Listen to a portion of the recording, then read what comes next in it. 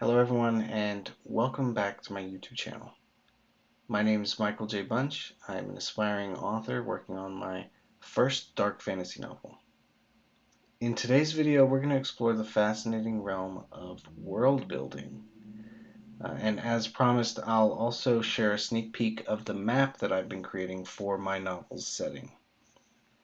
Fair warning, there might be some mild spoilers for the worlds in the following books and movies: The Lord of the Rings, Dune, Avatar, and Game of Thrones. World building is the art of creating a fictional universe that feels authentic, immersive, and alive. It's the foundation upon which your story rests, the backdrop against which your characters live and breathe. A well-crafted world can transport the readers to another time and place, making them forget they're reading a book or watching a movie. When I first started writing my novel, I knew that creating a rich, detailed world was going to be crucial. My story is set in a dark fantasy universe where the lines between life and death are blurred, where magic and mystery lurk around every corner. To bring this world to life, I had to dig into its history, its geography, its cultures, and religions. One of the first things I did was start sketching out a map of my world. I used a program to create a rough outline of the continents, the oceans, the major cities, and landmarks. It's still a work in progress, but having that visual reference has been incredibly helpful for keeping my world building consistent and grounded. I'll share a glimpse of the map later in this video, but keep in mind it's not the final version. I plan to hire a professional artist to bring it to life in full detail. As I've been developing my world, I've realized that world building is about so much more than just geography. It's about creating a sense of depth and history, a feeling that this universe existed long before page one and will continue long after the final chapter. One way to achieve this is through the use of mythology and lore. In my world, there are ancient tales of how the universe was born, how the gods and goddesses shaped the land and sea. There are legends of great heroes and terrible villains, of powerful artifacts and cursed relics. Weaving these stories into the fabric of my world helps create a sense of richness and texture. It's a technique used masterfully by J.R.R. Tolkien in The Lord of the Rings. The tales of Middle-earth's creation, the rise and fall of great kingdoms, the legends of characters like Beren and Luthien, all of these elements make the world feel vast and steeped in history. Another crucial aspect of world building is creating distinct cultures and societies. This is something Frank Herbert does in Dune. Each planet in Dune's universe has its own unique way of life. Shaped by its environment and resources, the Fremen of Arrakis have a culture wholly different from the aristocratic houses of the Landsraad. By fleshing out these societies, Herbert makes his world feel diverse and real. In my own world, I've tried to create a range of cultures with their own customs, beliefs, and ways of life. The nomadic tribes of the desert have a very different societal structure than the hierarchical city-states of the coast. The undead, like my protagonist Aldrich, have their own subculture and code of conduct. By exploring these different facets of society, I hope to make my world feel like a living, breathing place. Of course, world building isn't just about big picture elements. It's also about the small details that make a setting feel authentic. This is something James Cameron's Avatar excels at. The world of Pandora is filled with incredible creatures and plants, each with their own unique design and function.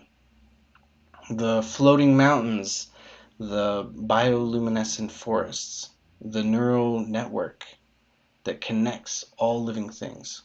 These details make Pandora feel like a place that could actually exist. In my world, I've tried to think about the little things that make a fantasy setting feel real. What does the food taste like? What kind of clothes do people wear? What are the common expressions and turns of phrase? One of my favorite details is the existence of a rare, prized flower that only blooms at midnight. It has deep significance in certain cultures and plays a role in some of the world's myths and rituals. As I've been world building, I found that it's easy to get lost in the details and forget about the story. But it's important to remember that world building should always serve the narrative, not the other way around. A brilliantly designed world is no use if it doesn't tie into the characters and the plot. George R. Martin's Song of Ice and Fire series is a great example of world building that supports the story. The intricate history of Westeros, the complex web of political alliances, the looming threat of the White Walkers, all of these elements are integral to the narrative. They shape the characters' motivations and actions. They raise the stakes. They create a sense of urgency and tension. In my own writing, I've tried to ensure that my world building is always in service of the story. The mythology of my world ties directly into Aldrich's quest to uncover his past. The different cultures he encounters shape his journey and his understanding of himself. The magic system has rules and limitations that create challenges and obstacles for him to overcome.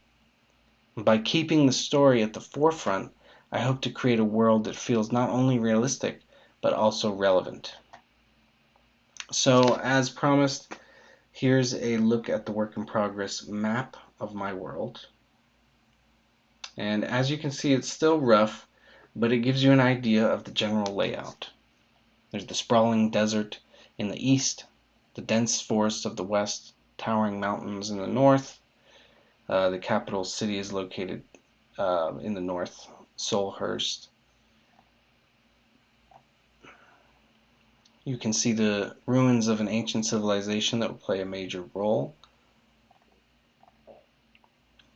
Before we wrap up, I want to leave you with 5 key tips for effective world building. So 1, start with the big picture, then zoom in on the details.